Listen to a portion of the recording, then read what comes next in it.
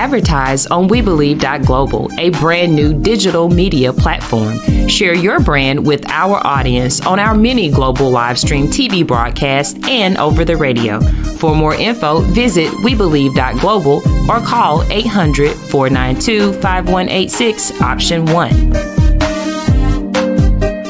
Hello, Henderson Real News Show. We are back with you again, talking about some of the things that's going to help you change your life in 30, 60, or 90 days if you do it. We know that we have been telling you for years that there are certain things you must do in 30, 60, or 90 days. And I can assure you folks, if you don't start thinking of this and acting on it immediately, and you're going to have some serious problems that you're not going to be able to overcome. And when you can't overcome a problem, folks, you get to the point where you give up, you get sick, and you usually die. And I've been telling you for some time that you don't have but 8 years to change your status. And if you don't start thinking about this, ladies and gentlemen, and you as a black person, a minority person, or anyone of color, if you don't change your status, where you are with what you have, in the 5 areas of activities that I've been talking about for some time, you will be worthless as a citizen. Really, you'll be a non-citizen in America. These areas that you must address starting in 30 days is education and training for yourself, your family, and your children. You have to look at principles of leadership, ladies and gentlemen. You must look at your religious structure and see whether the preachers have abandoned you or whether you need to get with your preachers and say, we're going to have to do a new focus in our church. You must look at the education and economic development activities that you're going to have to reassess, because most of you, you know you're broke, you're in debt, and I'm not only talking about those not working. I am talking about those that are working every day. I'm talking about those that have 2 and 3 car notes. Those that have those large mortgages, those that have anywhere from $10,000 to $150,000 in student loans, those that have 2 or 3 jobs and they're looking for another one because prices are rising and they are getting older, they're getting sicker, and they're wondering what's going to happen to them. And I can tell you what's going to happen to you later on, but I'm not going to do it this evening because we have a new format this evening. We're going to try something different. We're only going to talk about solutions to black problems in 5 areas of activity. For some time, we have been talking about some of the things that you need to do in these 5 areas, and we just told you about all the problems you have in education and training. We told you many times that your religious perspectives are not moving in the right direction. We have told you many times that the principles of leadership just don't work for you when you come to your elected and appointed officials and your corporate leaders.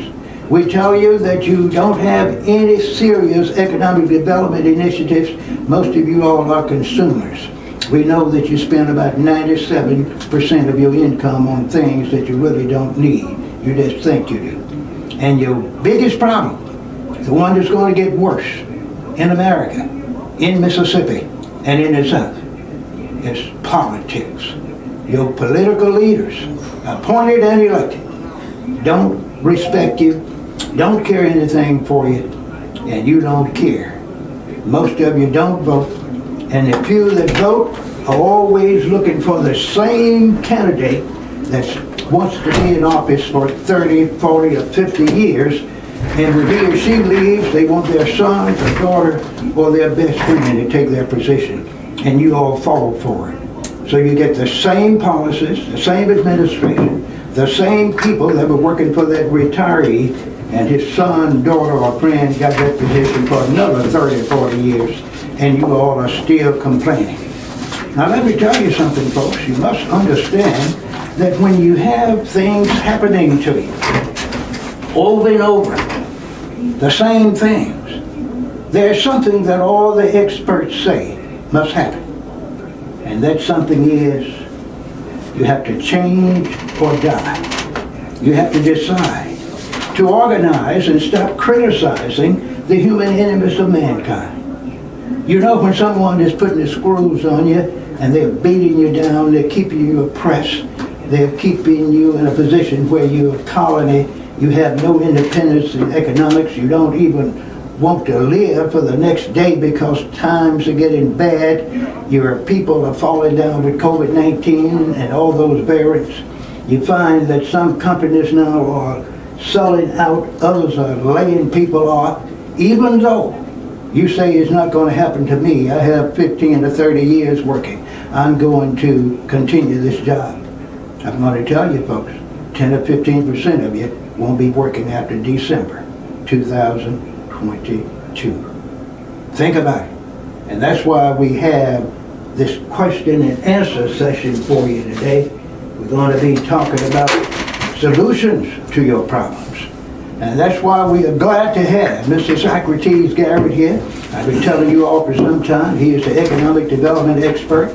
If he can't tell you how to make money and how to keep it, you won't need to hear it from anyone else, because he can do it because he has proven that he knows how to work, he knows how to plan, he knows how to organize, and he doesn't mind criticizing people when they try to take advantage of it. But at the same time, he says he is not going to change. He's going to continue to work hard until he dies. He's not going to retire. So you hear that, ladies and gentlemen? But before we move into the meat of our conversation, I tell you from time to time, you need to think about calling someone. Who should you call? First of all, it should be your preacher. You ought to call those elected and appointed politicians that you know. You know you don't know many of them. You wouldn't even know the sheriff if you would see him. You would know your county judge. You would know your alderman, even though you know they're downtown or the supervisor's down in Raymond. If you see him, you wouldn't even know whether you are in District 1, 2, and 3.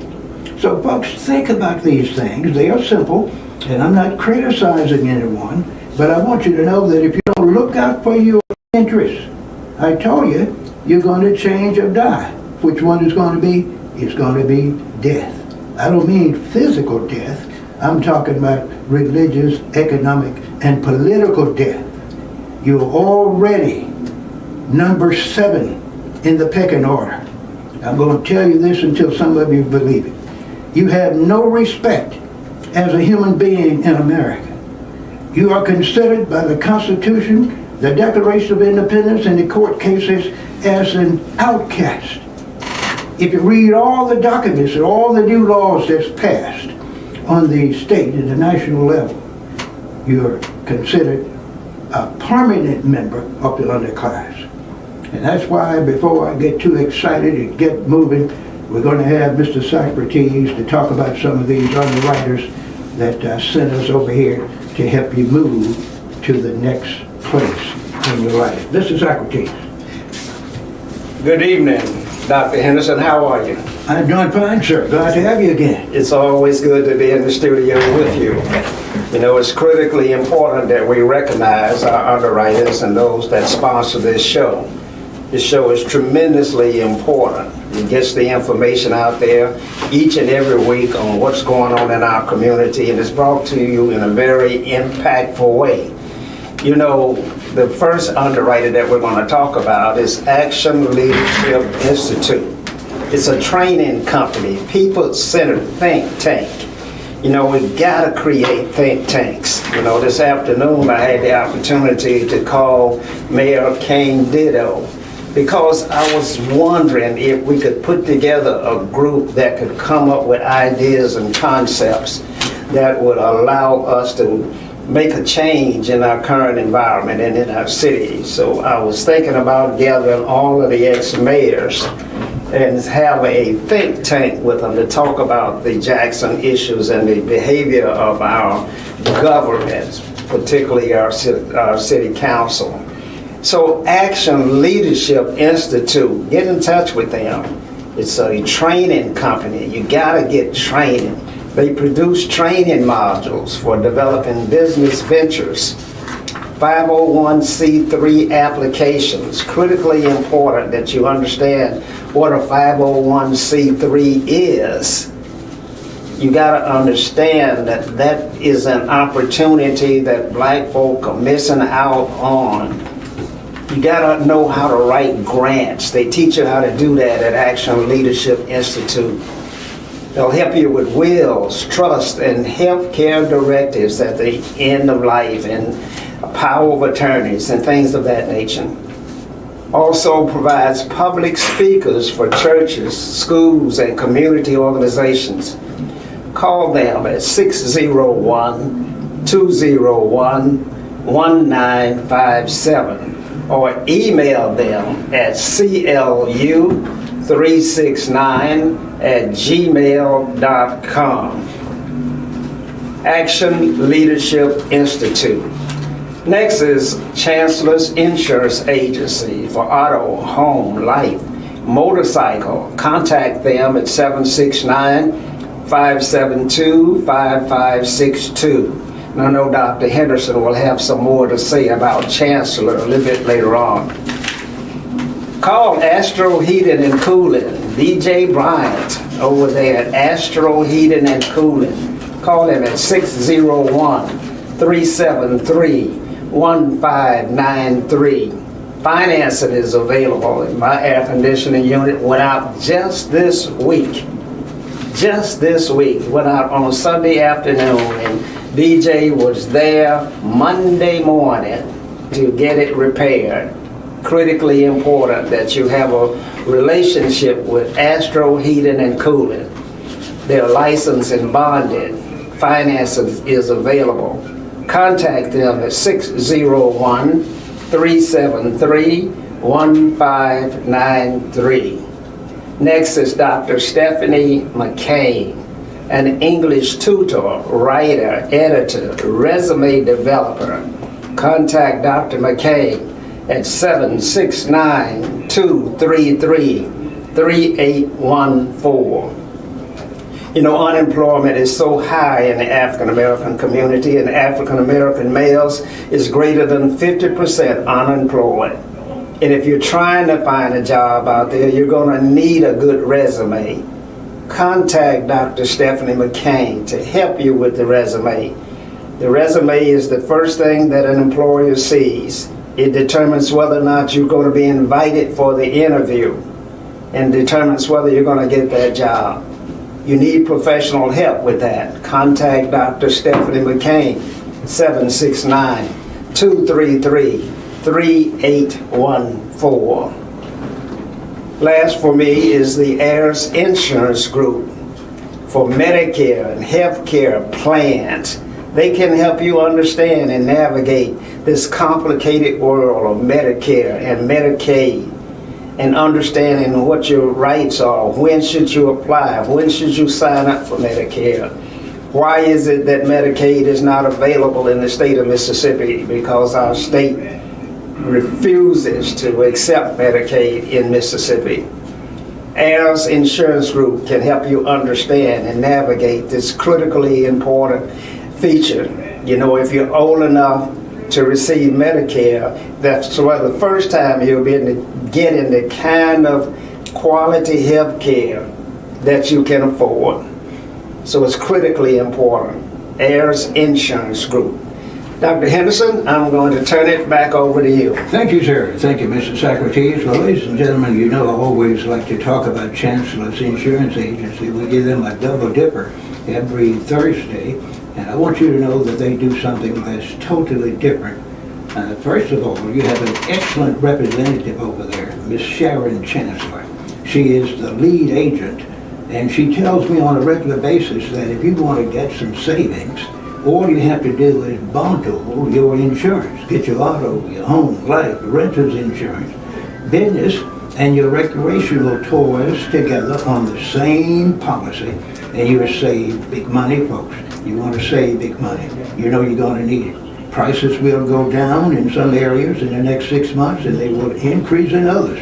You're still going to be broke. So if you don't get a bundle, some of you are going to let your insurance lapse.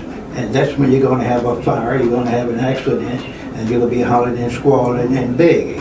So now call Chancellors at 769-572-5562. In just a few minutes, I'm going to be telling you about an underwriter with some new jobs. And that's why I want you to think about this underwriter, the Second Chance Outreach Learning Center. They offer free GED and they have healthcare classes, folks. And it's very, very simple. The GED classes are free. Where can you get a free education where those folks will set up a schedule that's going to fit you? And you can also take that class in secret. I tell you many times, and you know it's a fact, some of you all told your special mates that you finished high school and all kinds of things. You know you didn't finish, you dropped out in the 9th and 10th grade. So now you can go and secretly get your GED free of charge by calling Second Chance Outreach Center. They have those classes on Saturday, but if you don't want to show up in person, all you have to do is make arrangements by calling them at 601-842-4718. Now they would do something that's a little different. If you say, I dropped out in the 9th grade or whatever, they will give you something called a pretest. And if you're over 30 years of age, you have learned a lot of good things that you didn't even hear about in school, so you might test very high. And then they will start giving you the information you need in reading, writing, math, and science. And in a few weeks, you can have your free GED. Of course, folks, you need to think about something else. With that GED, then you can get a job. You can get a job that's going to help you do some things. And this is a new underwriter that I have for you. And this one is from the Business Center in Jackson, Mississippi.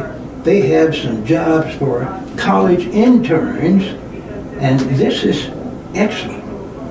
If you're a high school graduate, and if you are college interns, that means you're attending a community or senior college in the metro area or anywhere where you can get to the office, you will find that you need certain requirements to get this job. You must have clerical skills. You must be able to work in the office a few hours a day. From time to time, you can work at home. You must have research skills, folks. You have to know how to organize. And most of all, they tell me you need social media management skills. Now this is the good news. All you need is a resume. We told you can call Dr. McCain for that. You do need a high school diploma. We told you can go and talk to the Second Chance Outreach Learning Center. You don't have to necessarily be in a senior college. You can just be a college person or a high school graduate and apply for these jobs. Because the good news that some of you want to hear about, you don't want to hear about the other part, you want to know what they are paying. They are going to pay $15 an hour, ladies and gentlemen. You're going to have that flexible schedule. Some of you haven't worked in so long and haven't worked 8 hours in 3 years, and you don't have to work 8 hours a week. They give you 20 hours. So folks, now if you want to get serious, I want to tell you one more time, you need to call these folks at this number. You want to call 601-321-9574. And they have two numbers because they need people bad. Like yesterday, they want you to call the second number, 601-398-3927. Parents, if you have a young person out there that's hanging around the house, not working because they're afraid to go there, you need to tell them to get some responsibilities moving in their direction. You ought to get tired of feeding them, paying rent for them. You don't even charge them rent. You let your kids lay around there and just eat you out, have you looking for that second job. Now, folks, this is very tough to hear. But I want to tell you that if you don't change and start doing something different, you are not going to be able to make it. I like to whip up on you from time to tell you that you have to change or die. Now let's look at another opportunity that you have. Now since you all are now going to be working, you're going to be attending school at night, I want you to think about getting someone to help you clean your house, your small business. I want you to go to our good friends. We call her Miss J.J. Jackson. She works from Monday through Saturday. She will clean your small business, your residence, and your church, of course. Anything you want done, Monday through Saturday. You call Miss J. Jackson directly at 769-798-1122 and ask her about the discount. She's one of the few businesses I know that will talk to you and ask you about your budget. And if you say, I can't afford to pay, but blank, blank, blank, she'll say, we can work it out. And they will even put you on what we call an installment plan. Most people won't do it. This lady is a church lady, so that's commercial and residential cleaning services, 769-798-1122. Most people don't tell you good news. They tell you bad news all the time. So that's why I want you to get prepared so you can stop begging, so you can stop looking for others to do something for you. Do something for yourself first, and then you will get more respect and others would mind helping you. But if you just hang around, goof off, lay around, and time you have some difficulty, you run around begging for food, you're begging for water, you're begging for health care plans, you're begging for everything, and your kids done the same. You don't even have an opportunity now because some of you so stressed out. You're not even raising your children properly. You know you're not. Some of you have a house full of children right now, some from 10 to 18. Some of you got them old-tailed children up in there, 30 and 40 years of age. You don't know where they are. And you done look for that second job, and you're working, and you're fussing with them all the time, telling them you don't do better, mom and dad are going to kick you out. They know you're not going to do it because they have brainwashed you and told you that, Mama, give me another 30 days, give me another year. We're going to do better. They're not going to do better, folks. You got to tell them to get that education and training they need in order to be able to be independent. One thing you must know, you must think about protecting yourself. Then we're going to get into the meat of it. Some of you don't believe that in a few years you're going to have certain people in office that's going to put you in a position where you're going to have to defend yourself. And I've been telling you, and I heard some guys on NPR yesterday, I believe, Mr. Batman Johnson, or whatever his last name, he's a nice guy. And he was Mr. Pretest. And those guys are experts in knowledge and how to help you change your life in 30, 60, 90 days. And one thing they say, that you have to have a well-regulated militia. We're not talking about the military, we're talking about community defense. We have a lot of hoodlums running around Jackson and all over the place, shooting and killing everybody, shooting all in the houses. They don't know what they are doing, they have no training. So folks, if you want to do something good for your family, do as my neighbors have done. I've told you this at least 6 or 8 times. I have a neighbor, he has 3 kids, I think 13, 11, and 9, somewhere like that, has a wife, and they are all trained on how to use a weapon, what type of weapon, and they are qualified. And I won't even go to their house unless I ring the doorbell first, hide out of the range, and wait for them to come to the door. But you all allow people to come to your home, shoot your house up, you can't defend yourself, you call the police, and you know some of these police people don't have enough skills nor the numbers to come to you. It takes 10 or 15 minutes. I hear you on TV and radio talking about it all the time. So if you protect yourself first by looking and taking advantage of Amendment number 2, you'll find that you have the right to bear arms. First, though, you need to learn how to use them and get your permits if necessary and do what you need to do to protect yourself, and you will get some respect. Now, Mr. Socrates, since we are going to talk about solutions today in the black problems in these 5 areas of activity, ladies and gentlemen, we are going to just ask questions only. The questions and answers will be given by Eldridge Henderson, Socrates Garrett, and our call-in listeners. We're going to ask questions about education and training, public education. We are going to ask you some questions and give comments on religion and church-based education initiatives. We're going to talk about the principles of leadership, all from a question and answer perspective. We've been telling you the problems in those areas. And Mr. Socrates, would you like to be the first one to take one of these questions that I'm going to throw out to you and the audience? And we want you to call in, folks, at 601-948-5950 if you feel you need to, if you have a question or a comment. And if you do, make it short, be brief, be concise. Because we want to hit these solutions, since you know what the problems are. I gave you a summary just a few minutes ago about all the problems you face. But keep in mind, as I always tell you, so you won't call in criticizing us, I'm only talking about those that are guilty.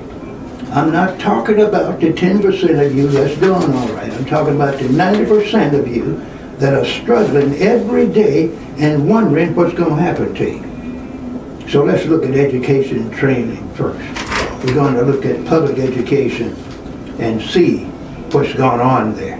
So the first question for you, Mr. Socrates, is the average black student profiting from public education in Mississippi and America, according to what you've read, according to what you know, or according to what you have seen walking and talking around here in Jackson, Mississippi? Well, Doc, the question, begs an answer, and we can't do anything in life without a good education. I mean, it is the foundation, it is the backbone for all other achievements, And so when you ask the question of black students profiting from education, public education in Mississippi and America, the answer would be yes. They are learning, they're organizing their minds, they're learning the discipline, the theories, and the principles that are necessary to solve problems. And so it's critically important that we keep our children in school. And public education is the best opportunity that we have for them. Black students are not going to be in private schools, and they're not going to be in boarding schools. And so public education is the only solution and salvation for black students. Okay, you say that's the only solution. Now, Mr. Socrates, believe it or not, ladies and gentlemen, is a product of public schools. He did very well, so he probably knows what he's talking about. But I will answer that question at another time, not today. Now let's look at the next one, Mr. Socrates. Now you say that is the best place for black students, and you are 100% correct on this note.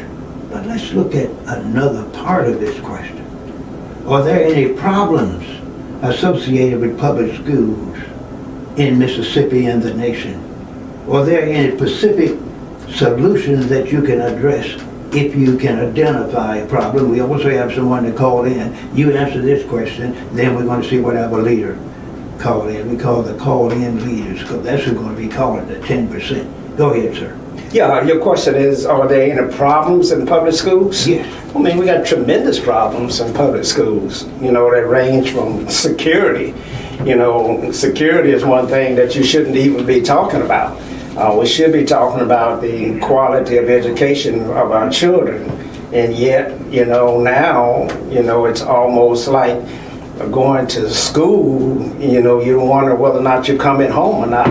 So, yeah, there are definitely problems in the public schools. It's also with the curriculum that's in the schools and the things that we don't teach our children, and the things like when we took shop out of the classroom and you're no longer able to learn how to be a carpenter or how to be a mechanic, how to paint cars, how to make a living if you're not going on to a four-year institution. So the curriculum is a problem. The lack of quality teachers could be a problem because we don't pay teachers. We don't have, teachers are not paid on a southeastern average for other professionals. And so there are all kinds of problems in our school. Busing, transportation is a tremendous problem in our school.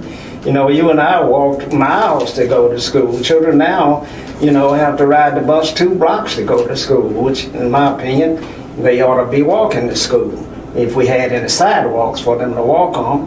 So there are tremendous problems in our schools, and so solutions to that, you know, let's pay our teachers.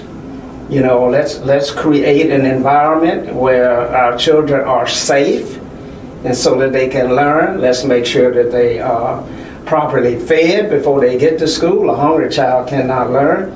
Let's make absolute certain that all of these Title I dollars are properly received by the children that need them. Okay, that's excellent, Mr. Socrates. We have a caller. He called in, or she called in. They're going to call back in just a few minutes, and here they are. Are you ready, Mr. Handyman? We want to take these callers. Go ahead, caller. What's on your mind? Mr. Garrett? Yes. You also noticed that a lot of the children don't have the ability to courtesy write their names on checks or contracts. Do you not see this as being one of the things we need to sort of prioritize as well?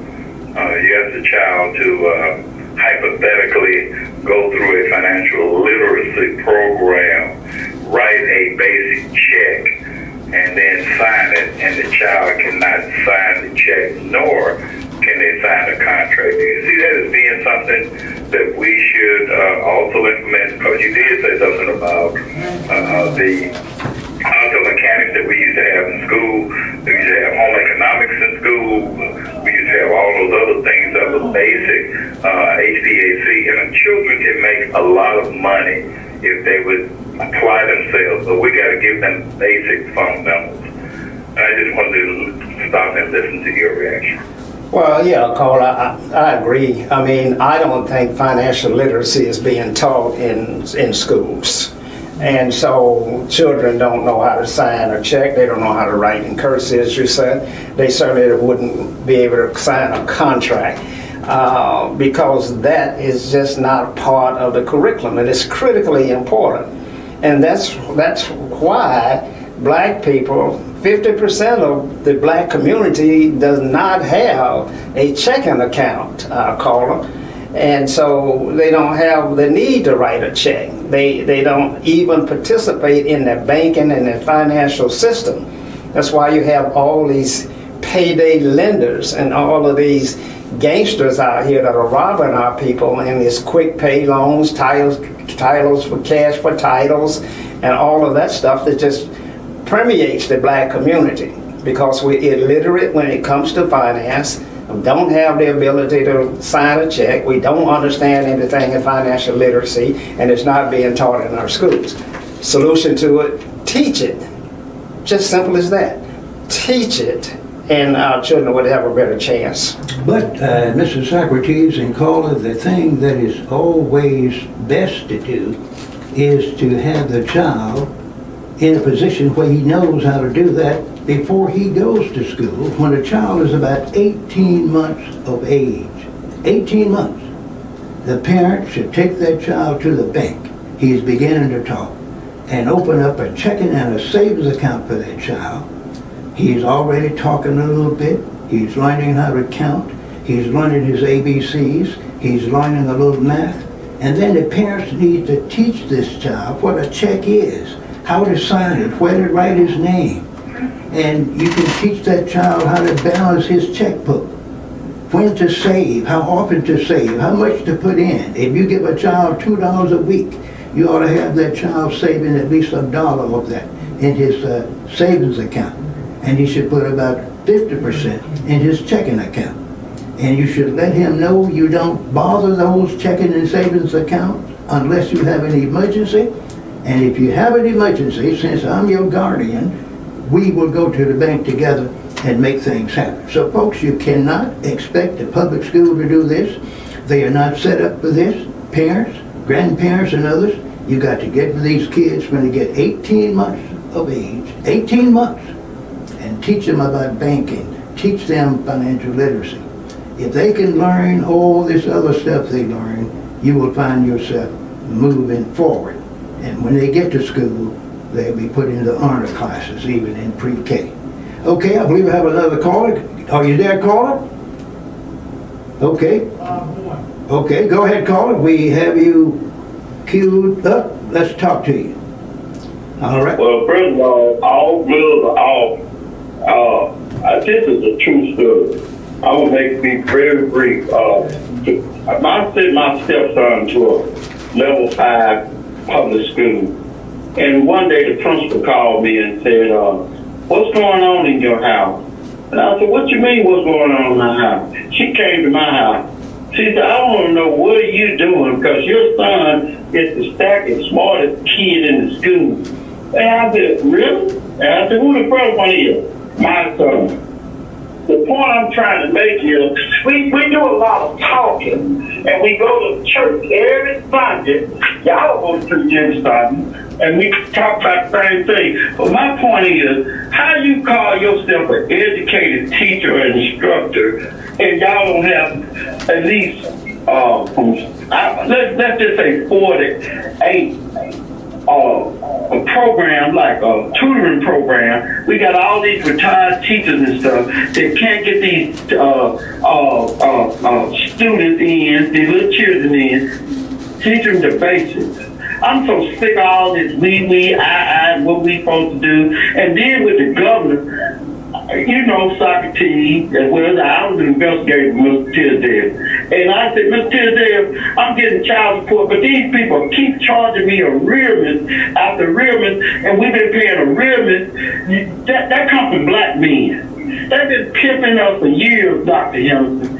First of all, let's go back and look at the books for the last 20 years. Because, see, we have been only used as a slush fund. And we don't have a money problem, Jack. We have a budget problem, Socrates. Let's keep it 100. And your best friend, Harvey Johnson, sold us to the shadow government. We have a $400 million budget, and you want to say, let's call in the mayor. Well, let's do the homework. Look at the 5 municipalities around you. They only have $200 million budget with 5. I talked to police, and I asked them that question. You have a $400 million budget, bigger than the municipalities around you with the same population, and they're doing with $200 million budget. Now, you know what's going on, Socrates? $200 million are going over mountains. And I know you want to plot my death. I know who you are, these downtown partners. And so why we giving downtown partners who rent is all full $30 million? Y'all playing games out here with black people. Okay. And games need to be over. Thank you, caller. Thank you very much. You have some valid points. But I want you to understand that as a citizen, you are moving in the right direction. All you have to do is look at where you are, call some meetings with your neighbors. Well, I'm going to move in the right direction when we get the CIA and we call it like we see it. Because Martin Luther King, Malcolm X, and all these guys had best friend, Dr. Billy Cow was a CIA officer. Malcolm X was here. You see, we playing games.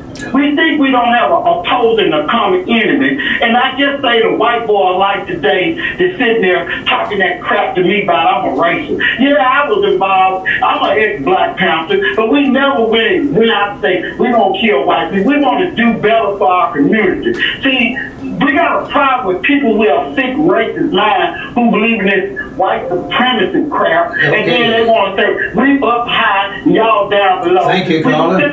Thank you, caller. Yeah. We appreciate you. Thank you very much. We really appreciate your comments. Okay, Mr. Socrates, our caller is a little upset, and he's not 100% off point. He has some very serious allegations, and he is saying that he believes in certain things, and that we need some re-education. It appears that he is saying that, but that's nothing wrong with that. He has his opinion, and we're just going to listen to our callers because they are the experts. We are the people that pose the problems. We have solutions, but we know they have better solutions. Now let's look at, and I'm going to answer this question, Mr. Socrates. We have people emailing us and all kinds of things. Now, is the public schools curriculum adequate for today's economy?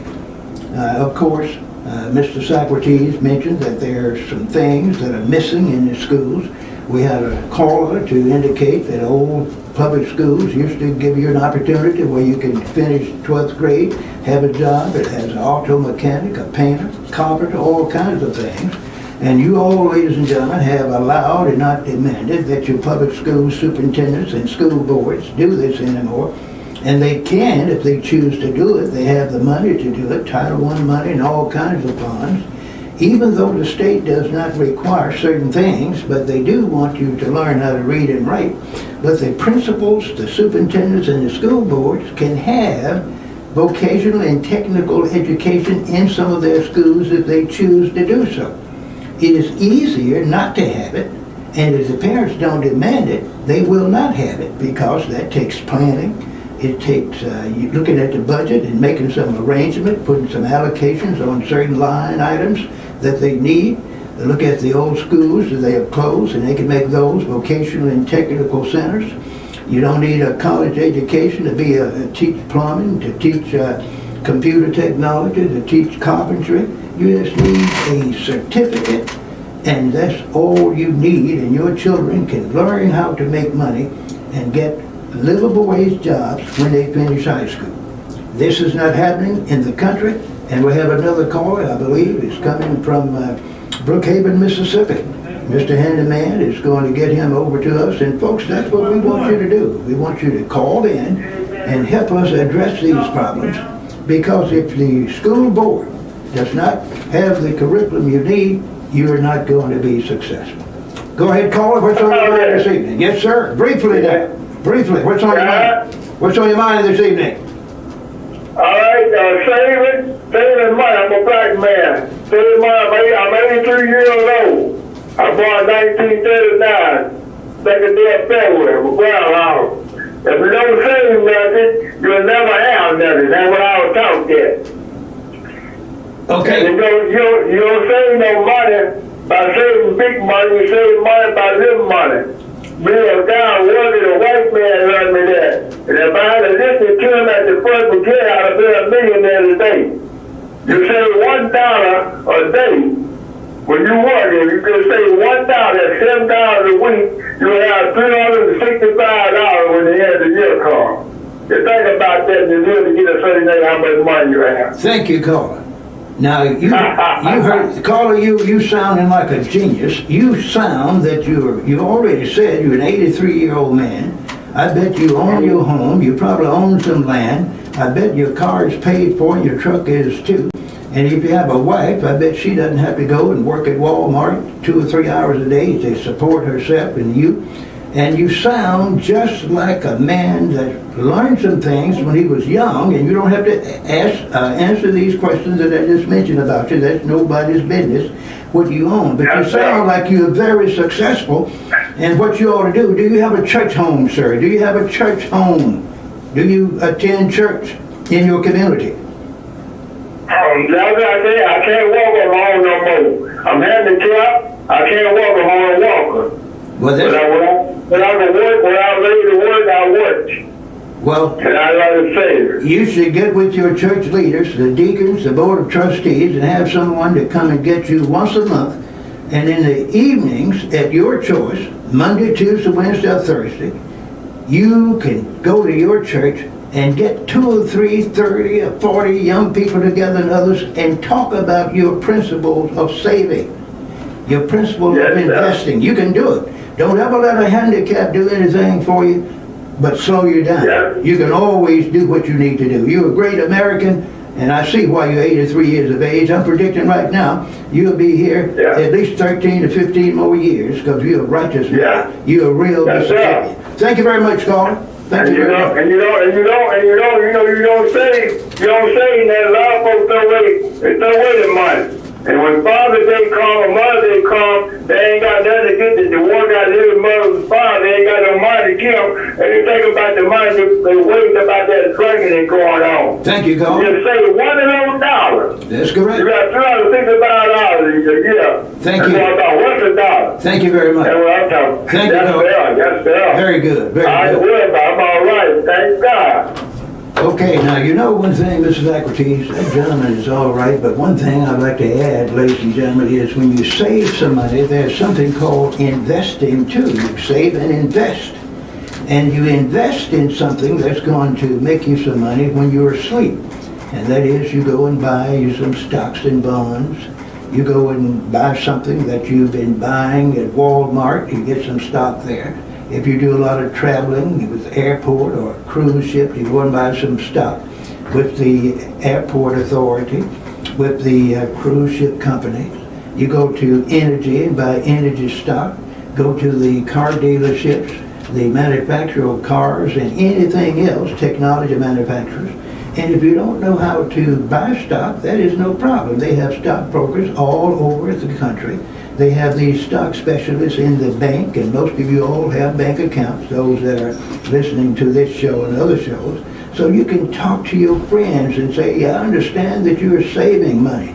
Who are you investing with? Help me get some money invest. I have $30,000, $40,000, $50,000 in the local bank in checking and savings account. What can I do with that money? You'll be surprised how people can help you. And if you want to know more about it, all you have to do, though, is call Action Leadership Institute.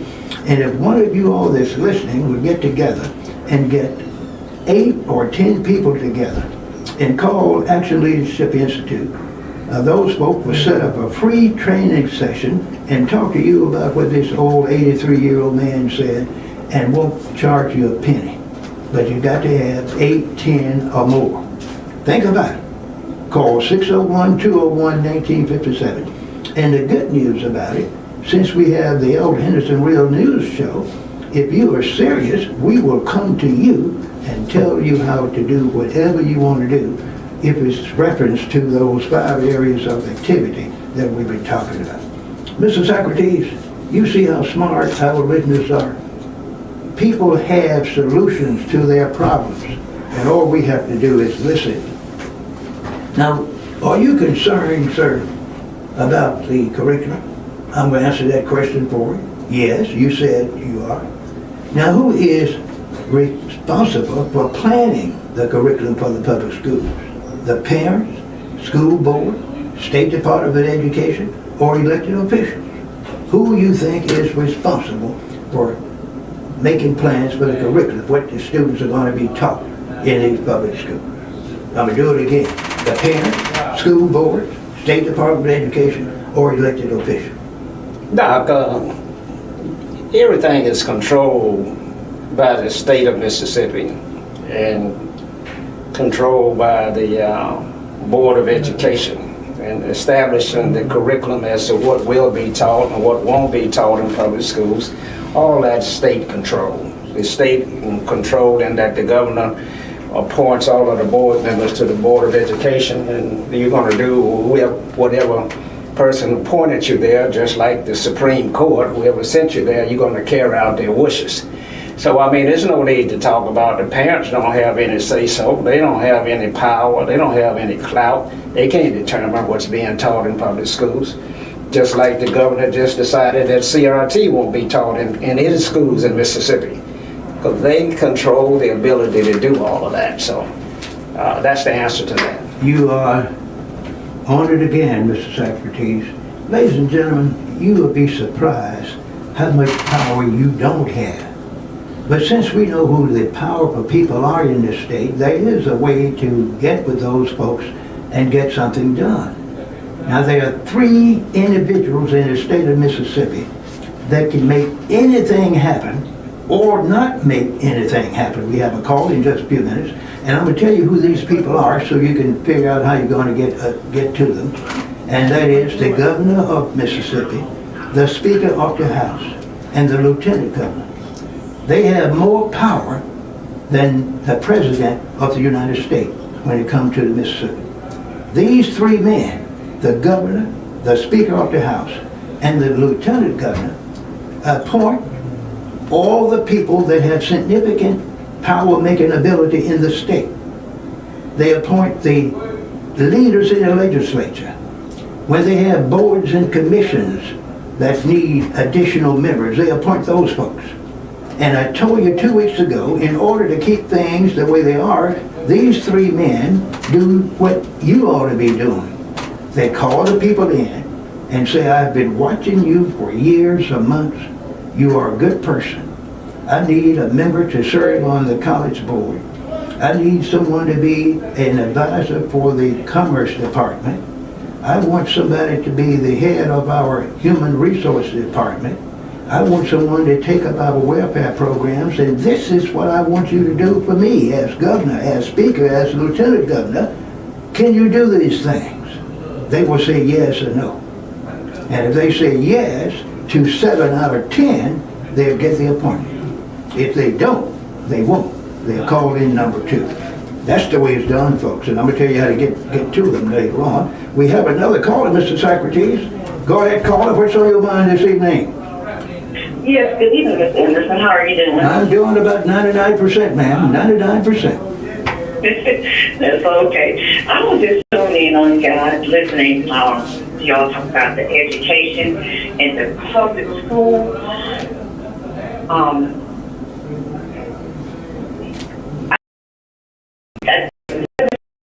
He said is exactly correct. The state is really making a decision for all of that.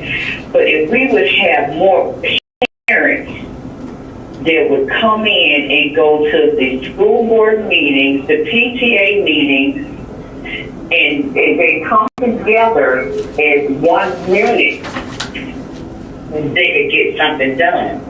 Because to me, the kids are just not learning what they should. I have a summer camp for girls, all girls, and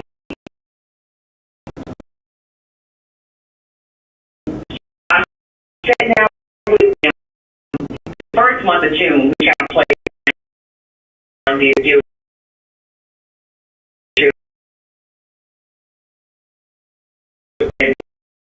And I kind of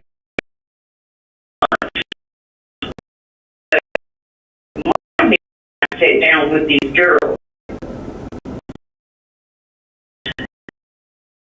Keep in mind, these girls are ages 5 to 10, 11 years old. I have about 5 girls that's going to the 5th grade, which means next year they will be going to the 6th grade. They don't even know their timetables right off the bat. So that tells me that y'all are being paid to the 5th grade of this No Child Left Behind, and y'all haven't even mastered. I got a multiplication chart that I called them out and they didn't know it. And these kids attend Jackson Public School District. I'm not going to call schools out, but they do some high schools. And then we went over some spelling words, having spelling bees. They don't know how to spell. They don't know their grammar. So you're passing our kids, again, to the 5th grade. 6th grade is junior high. How can you master junior high? How can you master 5th grade when you don't even know what you learned in the 4th and the 3rd grade? So therefore, parents have to be able to sit down and reinforce some of these teachings. We can't put everything off on a teacher. And I do get parents work. I understand that some parents work overnight. I understand all of that. That's all a part of parenting. Now, what me and a partner of mine are doing, we're going to the Henderson High School base for girls. We're only taking 6 students. That's going to be 1st grade and kindergarten. We're not going to have the computers. All kids don't learn well by computers. We're going to go back to the old-fashioned way of teaching them. Caller, let me tell you what I want you to do, caller. I don't want to interrupt you, but we have a time limit. I want you to give your phone number for your school. You are doing exactly what you're supposed to do. You need to teach those kids what the parents are not teaching them. How to read, how to write, how to communicate, and how to do a little math. That's exactly what you're doing. And I'm telling you, you can do this in 2 weeks or 3 weeks. It just takes repetition. So if you don't mind, give your number, and some parent will call you tonight or this evening. Do you mind doing that? I don't mind. The name of our school is going to be the Grand British Christian Homeschool for Girls. We're located in North Jackson area. Our phone number is area code 601-906-4982. My name is Miss Denise Hewitt, and my partner will be Miss Harara Smith. Thank you, caller. You're a great lady. You're another great Mississippian. You're doing some great things. Thank you very much. Mr. Sock, you see what I'm talking about here? The answer is always out there with the public. These call-in listeners are paying attention. They're helping us move forward, and we're going to see what we can do for people that's going to tell us some more, because we have another caller on the line. Go ahead, caller. Hello, yes. I can hear you. Go ahead. It appears that you might have a phone problem later on, but be as clear as possible and brief as possible. Go ahead, please.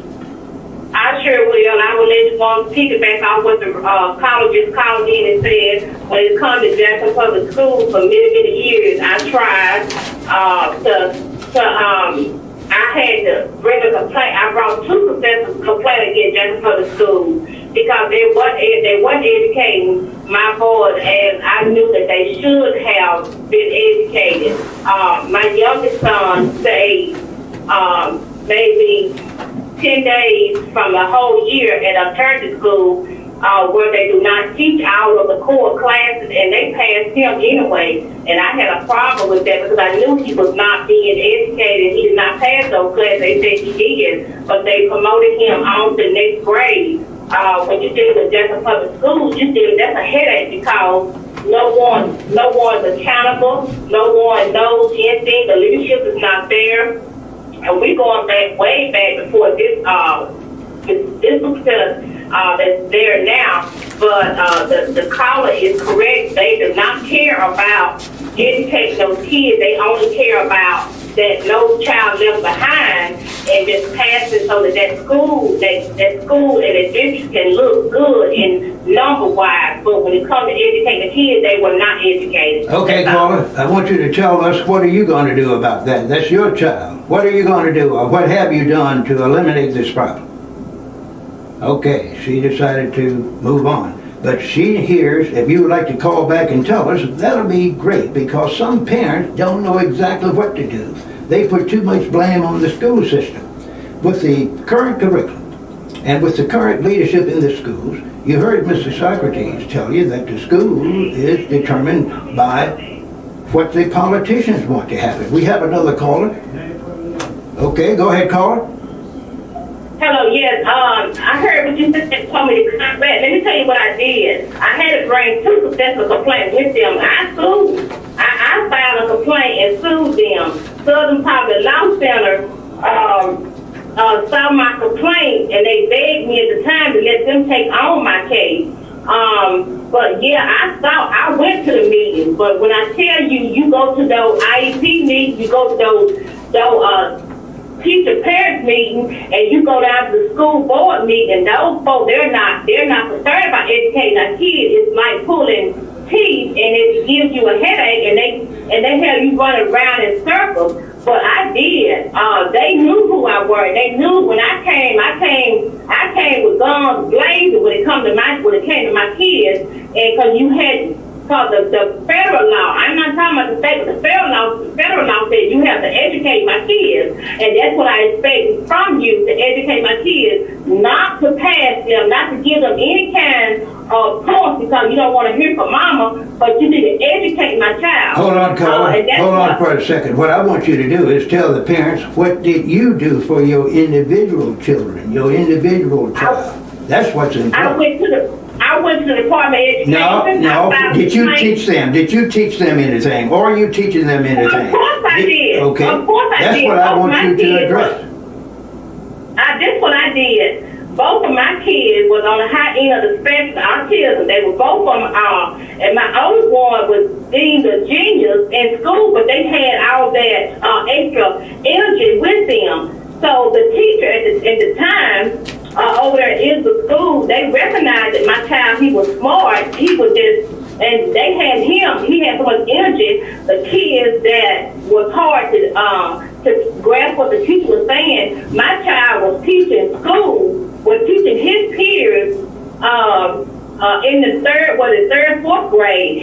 They had him teaching just a group of kids that was learning, and he was teaching those kids. Okay, thank you, Carl. I wanted to know that. I wanted to know that. Thank you very much. We have. Let me tell you this right here. Also, what I did. Okay, I got some of the school teachers that had retired, and I used to go down to the library on State Street on Saturday mornings, and they helped my kids. I paid for tutors to help my children, on Saturday mornings, to get them, make sure they weren't behind anything. But so that's what I did. I was an involved parent. But that's because the school had me crazy. Thank you, Carl. I wanted you to let people know that you have to do something yourself. You have these kids. You can't expect a public school or any school to give your child a total education.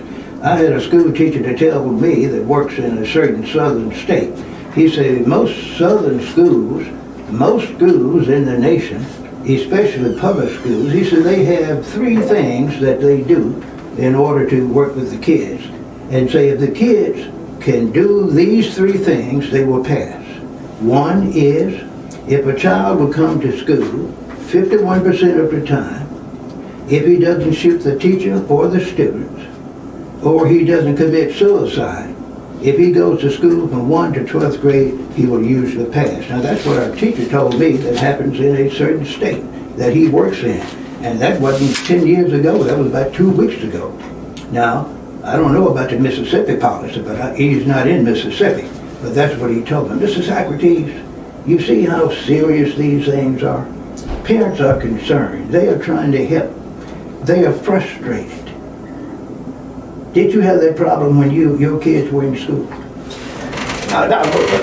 I'm really more a guy that focuses on business and economics and solutions like that. I'm a little bit out of position when it comes to education and how schools are run and what parents ought to do.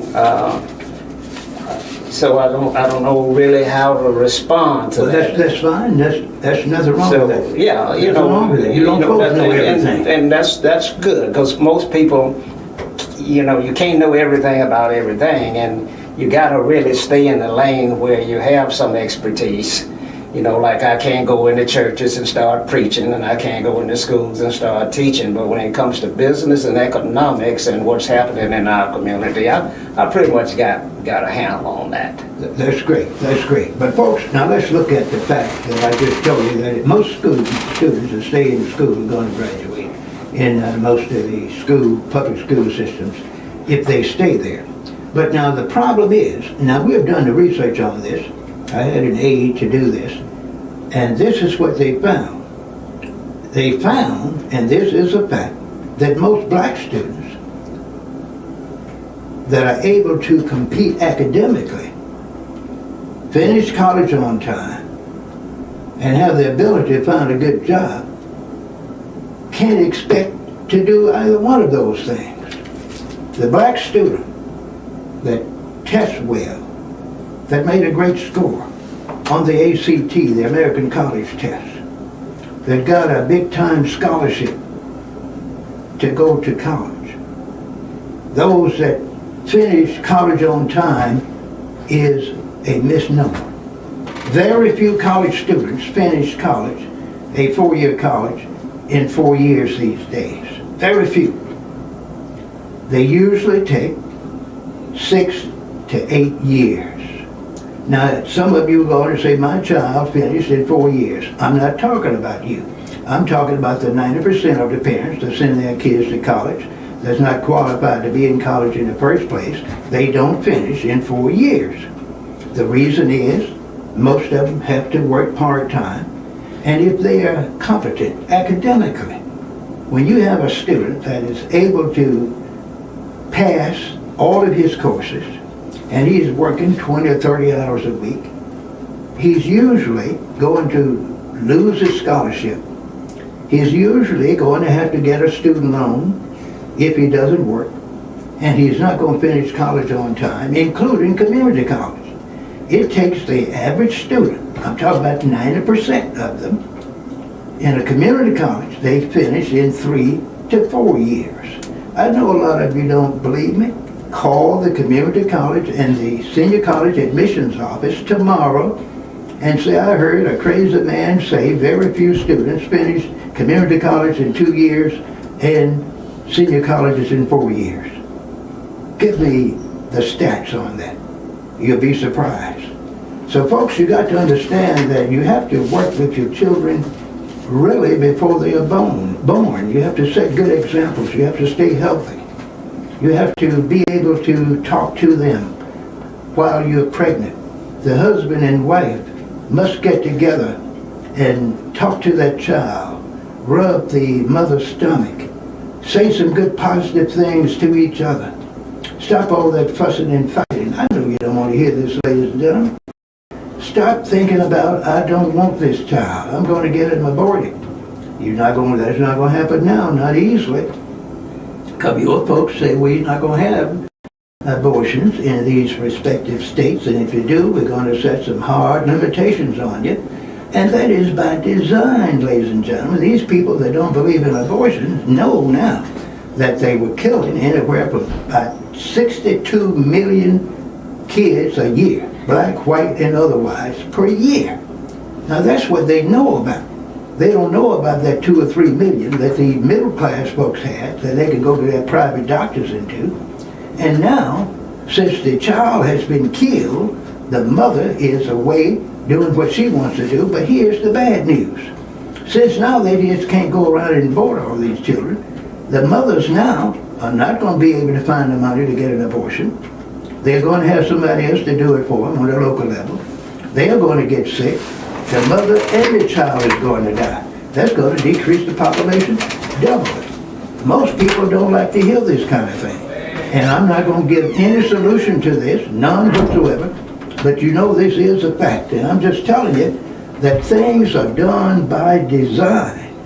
And the next thing you're going to have to understand, ladies and gentlemen, is that with the change in the structure of governance on the federal level, the people in power now, in the majority, going to give the states more rights to regulate the people in the respective states.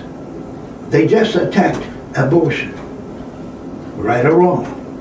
The next thing they're going to attack, and they're already talking about it, is same-sex marriages. That barely passed. They're going to attack that. So thousands and thousands and millions of people of same sex that are married going to have a problem in the next 10 to 15 years. So ladies and gentlemen, if you all don't start lobbying now, trying to get yourselves in a position where you can get the politicians in office that's going to allow you to have a same-sex marriage. They did the same thing with abortion. It took them 50 so years to get this thing reversed. So these same-sex marriages going to have some problems in the next 15 to 20 years. Then the next thing they're going to hit, and this is very serious, and a lot of you all are not going to want to hear this, they're going to attack the interracial marriages. They're going to do it. Because a lot of people are saying, read the literature, and you will see, they are threatened that there's too much colorization going on in the European American community and the European American community worldwide. The Europeans now are marrying blacks, Asians, Hispanics, all kinds of people, the younger people. And the people that's in power don't like that. They think that's going to diminish the European population worldwide, and they're going to crack down on those things, plus a lot of other things going to happen. And that's why I'm telling you, ladies and gentlemen, you don't want to hear it. You just say, I love my enemies, I'm going to pray for them, and I'm going to turn the other cheek. you're going to have to do something for yourself first. Get the education and training you need so you can be productive. Provide the same resources for your children so they can be independent. And then when you get your independence economically, educationally, and so forth, and get yourself some leadership skills, and learn that you have to focus on your destiny, starting on the local level where you are with what you have and provide the leadership there, and you can start attacking these things. And what I just told you going to happen would be delayed by 50, 60, or 70 years. Now, most of you don't want to hear this because you have too much faith in the human enemies of mankind. Too much faith. And that's not good. You have to love yourself first, your family second, and your community third, and start doing something to elevate yourself to the point where you can make decisions in education, in religion, leadership, economic development, and politics. It's not difficult if you start on the local level. Most of you have the funds to do it. The teachers are everywhere. They're not hard to find. Facilities are all over the place. That is, if you start your education and training in these churches. I told you last week that the lights are on. They have family life centers. They have all kind of extra rooms there.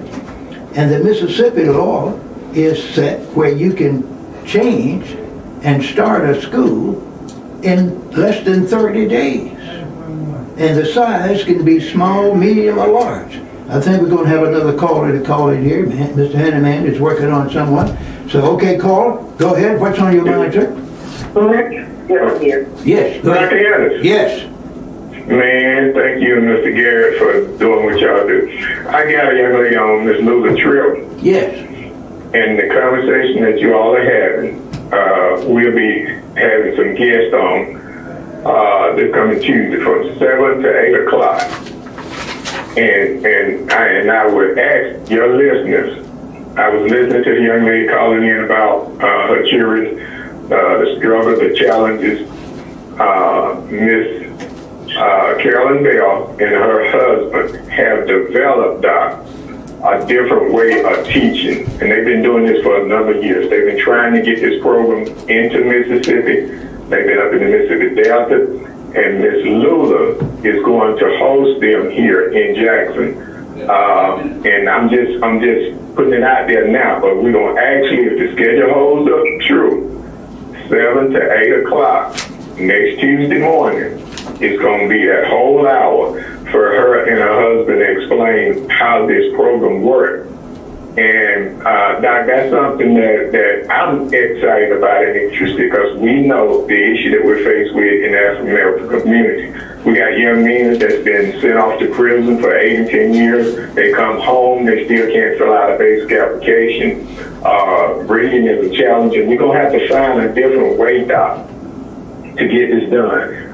When the pandemic hit, I would have believed at that time that we would have come together as Black people, African Americans, and put in-home reading programs. It just did not make any sense to me to allow our children to be locked up in homes playing games or finding entertainment programs when we know that they should have had just the uniform standard procedure of reading 1 hour a day.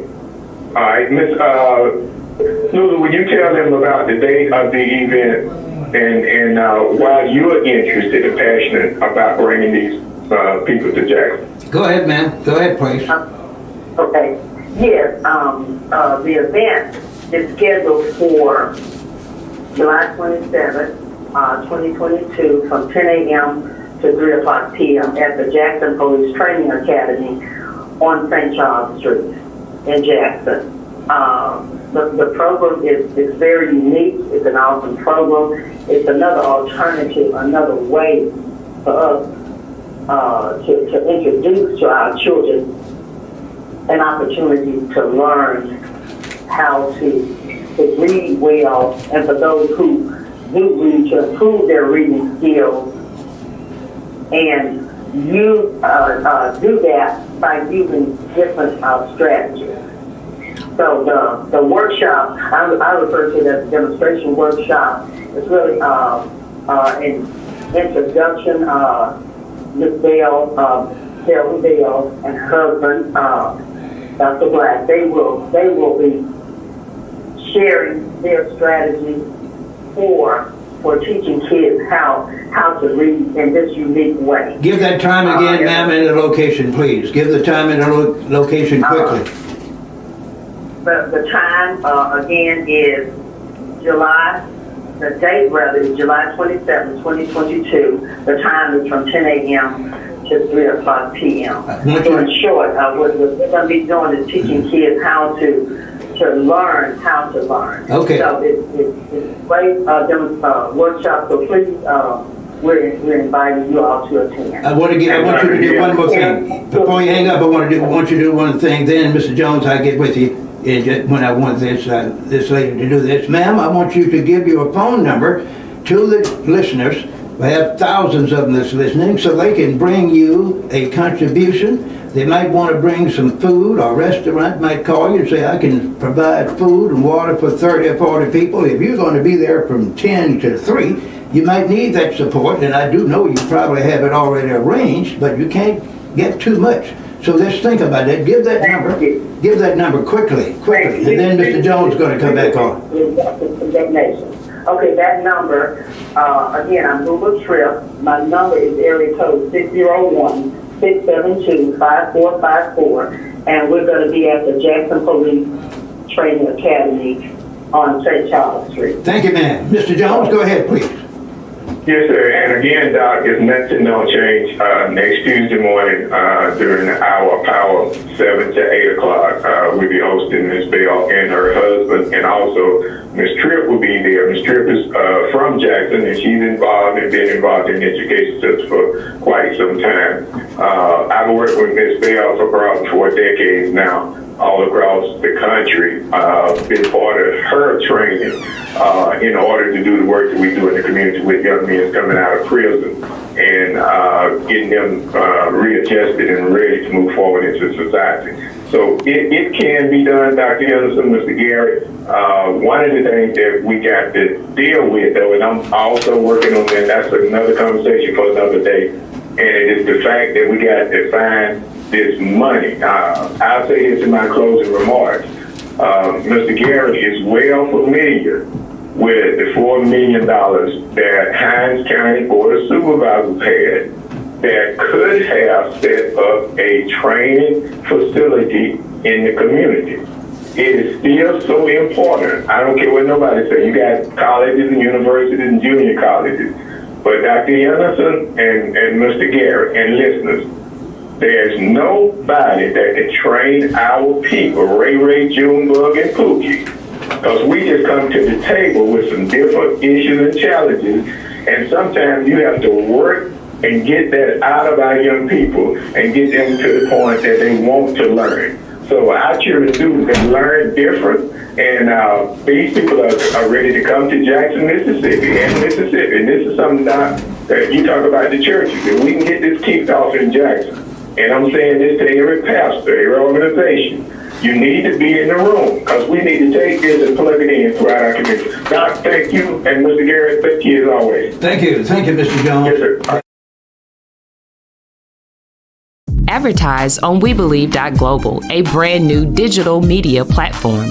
Share your brand with our audience on our many global live stream TV broadcasts and over the radio. For more info, visit WeBelieve.global or call 800-492-5186, option 1. SGECOVIDsolutions.com is paving the way forward for a safer city government, delivering cutting-edge biosecurity and biosafety protocols developed internationally by top virologists and scientists using an all-natural cleaning solution, killing COVID-19 on contact like no other product on the international market. For more information, please call 1-800-281-9080 or visit us online at SGECOVIDsolutions.com. Let SGECOVIDsolutions.com provide innovative rapid facilities testing and world-class state-of-the-art biorisk safety protocols for all of your coronavirus needs. Call 1-800-281-9080 or visit us online at SGECOVIDsolutions.com.